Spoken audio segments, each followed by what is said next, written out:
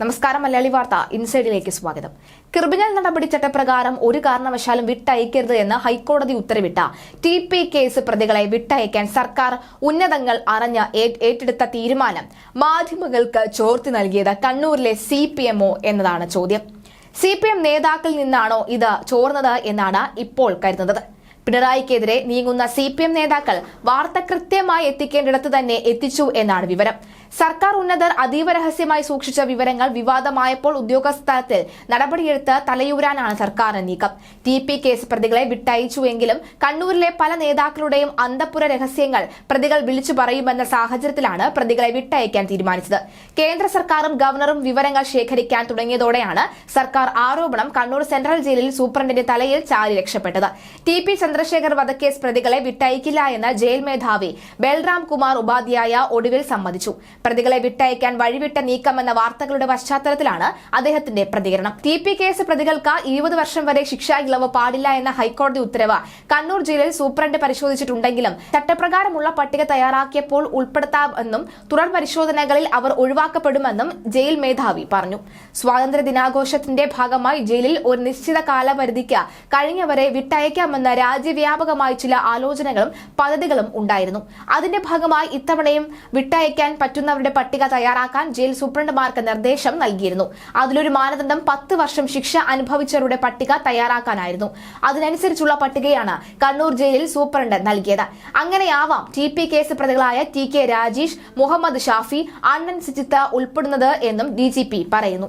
TP case പ്രതികൾക്ക് 20 വർഷം വരെ ശിക്ഷാ ഇളവ് നൽകരുത് എന്ന ഉത്തരവ് ജയിൽ DGPയുടെ ശ്രദ്ധയിൽപ്പെട്ടിട്ടുണ്ടാകില്ല. ഇനി പട്ടികയിൽ ഉൾപ്പെടാൻ പോലും ജയിൽ ആസ്ഥാനത്തെ അന്തിമ പട്ടികയിൽ അവരുടെ പേര് ഉൾപ്പെടില്ല എന്നും ജയിൽ മേധാവി പറയുന്നു. ശിക്ഷാ ഇളവ് സംബന്ധിച്ച പോലീസിനോട് പ്രതികളുടെ റിപ്പോർട്ട് ആവശ്യപ്പെടുന്ന കണ്ണൂർ ജയിൽ സൂപ്രണ്ടിന്റെ കത്ത് പുറത്തു വന്നിരുന്നു. ലോക്സഭാ തെരഞ്ഞെടുപ്പ് പെരുമാറ്റച്ചട്ടം പിൻവലിച്ചതിന് പിന്നാലെയാണ് ജയിൽ സൂപ്രണ്ടിന്റെ നടപടി. കണ്ണൂർ സിറ്റി പോലീസ് കമ്മീഷണറോടാണ് ജയിൽ സൂപ്രണ്ട് റിപ്പോർട്ട് ആവശ്യപ്പെട്ടത്.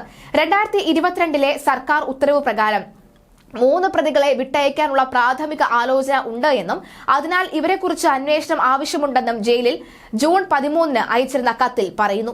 ഈ പ്രതികളുടെ ബന്ധുക്കളോടും സുഹൃത്തുക്കളോടും ഇവരുടെ കുറ്റകൃത്യത്തിന് ഇരയായവർ ഉണ്ടെങ്കിൽ അവരോടും അന്വേഷണം നടത്തി എത്രയും വേഗം റിപ്പോർട്ട് നൽകാനും കത്തിൽ ആവശ്യപ്പെടുന്നുണ്ട്. സർക്കാർ പ്രതികൾക്ക് എപ്പോഴും സഹായം നൽകിയിരുന്നു എന്ന് TP ചന്ദ്രശേഖരന്റെ ഭാര്യ KK രമ MLA പ്രതികരിച്ചു. പ്രതികൾക്ക് വഴിവിട്ട പരോൾ നൽകാനും ജയിലിൽ ഫോൺ ഉപയോഗിക്കുവാനും വേണ്ട എല്ലാ സൗകര്യങ്ങളും നൽകുവാനും സർക്കാർ ശ്രദ്ധിച്ചിരുന്നു. പ്രതികളുടെ കൂടെയാണ് സർക്കാർ എന്നും വീണ്ടും വീണ്ടും സ്ഥാപിക്കുകയാണ്. കോടതി ലക്ഷ്യമാണ് എന്നും ഇതിനെതിരെ നിയമ നടപടി സ്വീകരിക്കുമെന്നും KK രമ പറഞ്ഞിരുന്നു. TP കേസ് പ്രതികളെ വിട്ടയക്കാനുള്ള തീരുമാനത്തെക്കുറിച്ച് സംസ്ഥാന തലത്തിലുള്ള CPM നേതാക്കളെയെല്ലാം വിവരമുണ്ടായിരുന്നു. ജയിൽ ഉപദേശക സമിതിയുടെ തലപ്പത്തിരിക്കുന്നവരെല്ലാം CPM നേതാക്കളാണ്. P ജയരാജൻ ഉൾപ്പെടെയുള്ള നേതാക്കൾക്ക് ജയിൽ ഉപദേശക സമിതിയിൽ നിർണായക സ്വാധീനമുണ്ടെന്നാണ് CPM നേതാക്കൾ തന്നെ പറയുന്നത്.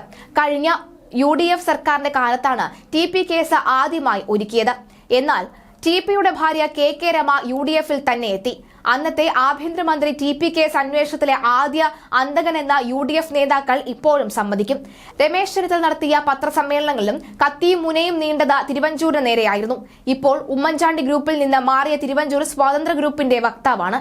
വധക്കേസിലെ മാസ്റ്റർ ബ്രെയിൻ പിണറായി വിജയനാണ് എന്ന കോൺഗ്രസ് നേതാവും മുൻ ആഭ്യന്തരമന്ത്രിയുമായ രമേശ് ചെന്നിത്തല പലവട്ടം ആരോപിച്ചിട്ടുണ്ട്. കൃത്യം നടത്തിയതിൽ CPM കോഴിക്കോട് ജില്ലാ സെക്രട്ടറി P മോഹനന് നേരിട്ട് പങ്കുണ്ടെന്നും ചെന്നിത്തല ആരോപിച്ചു.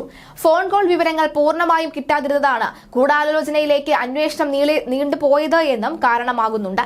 സർവീസ് പ്രൊവൈഡർമാരോട് പോലീസ് ആവശ്യപ്പെട്ടെങ്കിലും വിവരങ്ങൾ കിട്ടിയിരുന്നില്ല. താൻ ആഭ്യന്തരമന്ത്രിയായ ഘട്ടത്തിൽ ഇക്കാര്യങ്ങൾ വിശദമായി പരിശോധിച്ചിരുന്നു. ഫോൺ കോൾ വിവരങ്ങൾ കിട്ടിയിരുന്നുവെങ്കിൽ പല ഉന്നതരും TP വധ ഗൂഢാലോചനയിൽ ഉൾപ്പെടുമായിരുന്നു. ഫോൺ രേഖകൾ പൂർണ്ണമായി കിട്ടാത്തതിന് കാരണം തിരുവഞ്ചൂരാണെന്നാണ് ചെന്നിത്തല പറഞ്ഞു വെച്ചത്. എന്നാൽ ഫോൺ രേഖകൾ അന്നത്തെ ആഭ്യന്തരമന്ത്രിയുടെ കയ്യിലുണ്ടായിരുന്നു. കൊല നടക്കുമ്പോൾ തിരുവഞ്ചൂരായിരുന്നു താക്കോൽ സ്ഥാനത്ത്. സുപ്രീം കോടതിയിൽ അപ്പീൽ നൽകാനുള്ള KK രമയുടെ നിലപാടിന് UDFന്റെ പൂർണ്ണ പിന്തുണയും ഉണ്ടാകും. 2 പാർട്ടി നേതാക്കളെ കൂടി കുറ്റക്കാരെന്ന് കണ്ടെത്തിയ ഹൈക്കോടതി വിധി സ്വാഗതം ചെയ്ത ഗോവിന്ദൻ മാസ്റ്ററുടെ നിലപാട് തന്നെ CPM പങ്കിന് തെളിവാണ്. ഭരണത്തിലുള്ളതുകൊണ്ട് മാത്രമാണ് CPM കൊലപാതക രാഷ്ട്രീയത്തിന് അവധി നൽകിയിരിക്കുന്നത് എന്നും ചെന്നിത്തല പറഞ്ഞു. രമ അപ്പീൽ നൽകിയാൽ പിണറായിക്ക് പ്രതിസന്ധിയാവും. ഒരു ഘട്ടത്തിൽ ചന്ദ്രശേഖരന്റെ ഭാര്യയും MLA-യുമായിട്ടുള്ള KK രമയും UDF-ഉം തമ്മിൽ തെറ്റുന്ന ഘട്ടം വരെ എത്തി. TP കേസ് ഒരുക്കി തീർത്ത മുൻ ആഭ്യന്തരമന്ത്രി തിരുവഞ്ചൂർ രാധാകൃഷ്ണൻ നിയമസഭയിൽ നടത്തിയ ചില പരാമർശങ്ങളാണ് KK രമയെ ചൊടിപ്പിച്ചത്. TP ചന്ദ്രശേഖരൻ വധക്കേസിൽ KK രമയും മുഖ്യമന്ത്രിയും തമ്മിൽ നിയമസഭയിൽ നടന്ന പൊരിഞ്ഞ വാദപ്രതിവാദത്തിലാണ് തിരുവഞ്ചൂരിലേക്ക് സംഗതി നീണ്ടത്. കേസിൽ പ്രതികൾക്ക് പോലീസിന്റെ ഭാഗത്ത് നിന്ന് സഹായം കിട്ടിയിട്ടുണ്ട് എന്നും ഇത്തരം സംഭവങ്ങൾ ഒഴിവാക്കാൻ നടപടി ഉണ്ടായോ എന്നും വടകര MLA ചോദ്യോത്തരവേളയിൽ മുഖ്യമന്ത്രിയോട് ചോദിച്ചു. എന്നാൽ TP കേസ് അന്വേഷിച്ചത് ആരാണ് എന്ന് അംഗത്തിന് അറിയാമല്ലോ എന്നായിരുന്നു മുഖ്യമന്ത്രിയുടെ മറുപടി. UDF-കാർ കഴിയാവുന്ന തരത്തിലെല്ലാം അന്വേഷണം നടത്തിയ കേസാണിത്. ഈ അന്വേഷണത്തിൽ വീഴ്ചയുണ്ടോ എന്നാണോ അംഗം ഉദ്ദേശിച്ചത് എന്ന് മുഖ്യമന്ത്രി മറുചോദ്യം ഉന്നയിച്ചു. മുഖ്യമന്ത്രിയുടെ മറുപടി അന്നത്തെ ആഭ്യന്തരമന്ത്രിയായിരുന്ന തിരുവഞ്ചൂർ രാധാകൃഷ്ണൻ ഏറ്റെടുത്തു. TP കേസ് അന്വേഷണം ഏറെക്കുറെ കൃത്യമായിരുന്നുവെന്ന് മുഖ്യമന്ത്രി അംഗീകരിച്ചതിനെ സ്വാഗതം ചെയ്തതായും ഇത് അഭിനന്ദനാർഹമാണ് എന്നും തിരുവഞ്ചൂർ സഭയിൽ പറഞ്ഞു. ഇതാണ് KK രമയെ ചൊടിപ്പിച്ചത്.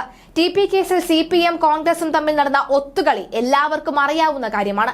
സോളാർ വഴിതടയൽ സമരം ഒതുക്കുന്നതിനു വേണ്ടി TP കേസിൽ അന്നത്തെ സർക്കാർ വിട്ടുവീഴ്ച ചെയ്ത കാലാന്തരത്തിൽ KK രമ വലതുമുന്നണിക്ക് ഒപ്പം എത്തിയെങ്കിലും താൻ അനുഭവിച്ച തിക്ത അനുഭവങ്ങൾ മറക്കില്ല. തിരുവഞ്ചൂരിന്റെ കള്ളക്കളികളെക്കുറിച്ച് രമയ്ക്ക് നന്നായി അറിയാം. എന്നാൽ മുന്നണി മര്യാദയുടെ പേരിൽ രമയ്ക്ക് അക്കാര്യം തുറന്നു പറയാൻ കഴിയില്ല.